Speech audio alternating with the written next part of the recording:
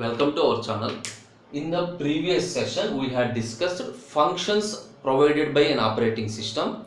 Now we will move to the services provided by an operating system. So in the definition we learned how the operating system is viewed.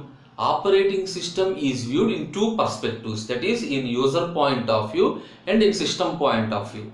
In the similar fashion, operating system provides services to the user and at the same time services to the system also. So first we will move the services to the user. What are the services that are provided by the operating system to users? Okay, first one is user interface. So the definition itself specifies operating system is simply an interface between user and computer. So the operating system provides an interface to the user.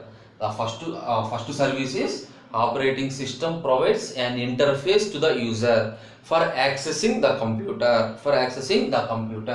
We have different types of interfaces. Among them, the first one is command line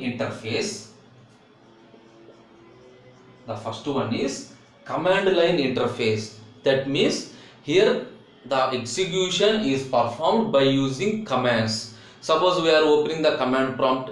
By using those commands, the interface works. That is, we are operating the system by using the commands.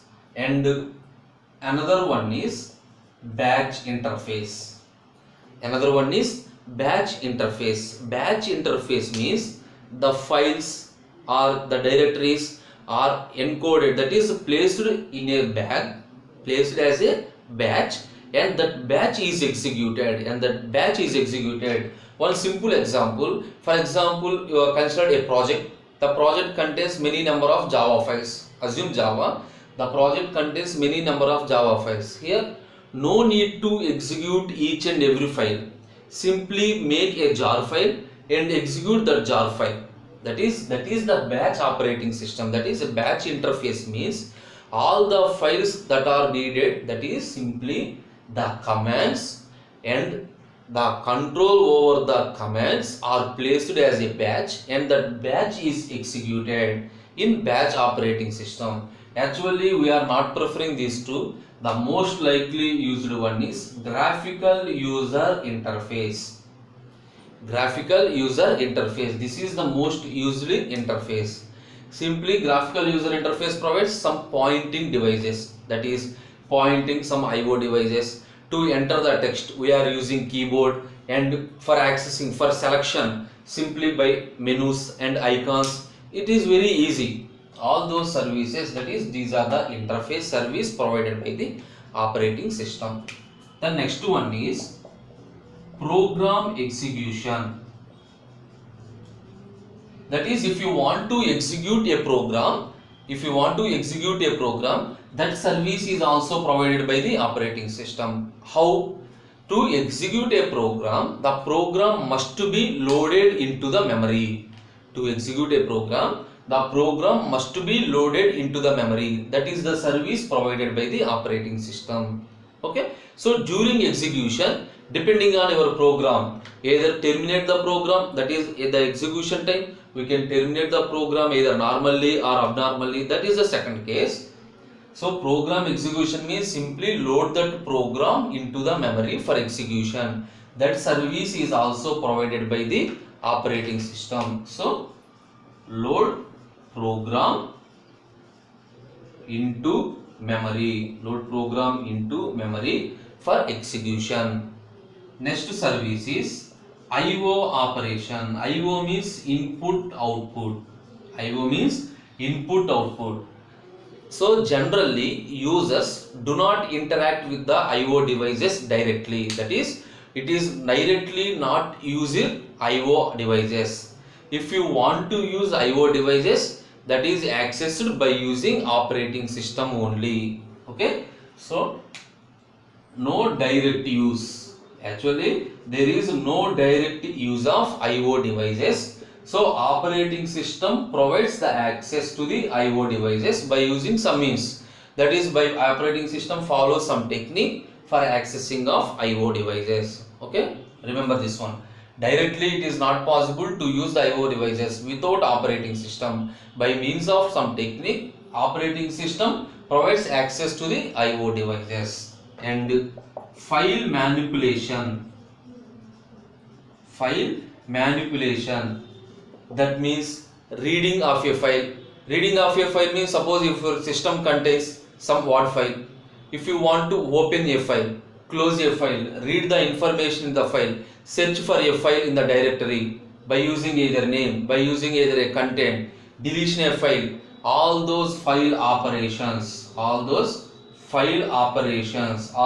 provided by the operating system. That is simply either read, write, search, create a file, delete a file, and so on, etc. Any number of operations, all the file operations are also provided by the operating system.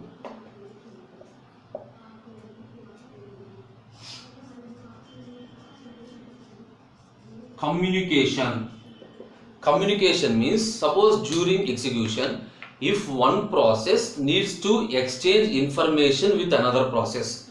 If you are using multi-programming system, in multi-programming system, one process needs to exchange information with another system, then compulsory those two processes must be communicated with each other via some communication line, etc. That service is also provided by the operating system. Okay, so needs to exchange information. If the two processes are either in the same system or in the different system, whatever it is, if two processes wants to exchange information, if the two processes are in the same system or the two processes are in different systems, that is at different terminals, that communication service is provided by the operating system. That service is provided by the operating system. Okay, that is communication. That is communication. Generally, how this communication is implemented? Remember, the communication between the processes are implemented by using shared memory or message passing. These are the two techniques for providing communication between different processes. Shared memory or message passing. What is mean by shared memory? The operating system maintains some section of the memory, that is some part of the memory that is to be shared among multiple processes. For example, this is the memory. In this, I am fixing a region. Suppose this is the shared region. If any process wants to share the information, suppose process P1 places information into the shared region, process P2 access the information from the shared region. This is the way. If any process wants to communicate, they can communicate by using this shared region of memory. Shared region of memory. Okay. And another one is a message passing. That is, one process communicate with other process through some packet formats. That is, information is transferred in some packet format. The structure of the packet format is predefined.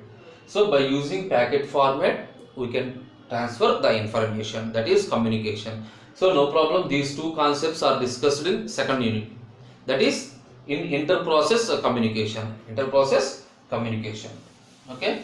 And finally, error detection. Error detection means, suppose at the usage of a system, if any error occurs. Here error means, suppose if you want to use a memory, if the memory is trashed, or if you want to use some CPU, if there is a failure in the CPU, if you want to use some mouse, if there is a failure in the mouse, all those resources errors are identified by the operating system. Okay, there is a possible errors, all the resources, the errors are identified by the operating system. These are the services provided by the operating system to the user. Simply, whenever you open a system, first it displays user interface. So that is one service. After opening the system, if you want to open a file, if you want to open some information, suppose if you want to open some Google Chrome, that is one operation. If you want to open some particular file you on a laptop, that is a file, that is one service. You want to execute a program, if you want to click some icon, IO operation, execution. So if you want to share information from one person to another person, so communication. If there is any error for accessing some information, that is error detection. All those services, these 6 services are provided by the operating system to the user. Okay. Now we will discuss the services provided by the operating system to system. Services to the system.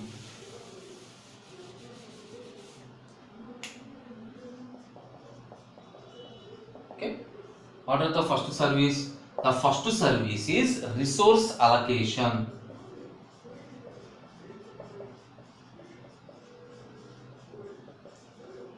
Resource allocation. Suppose in multi-programming, that means multiple number of processes request for a resource, multiple number of process request for a resource, the resources are allocated by the operating system.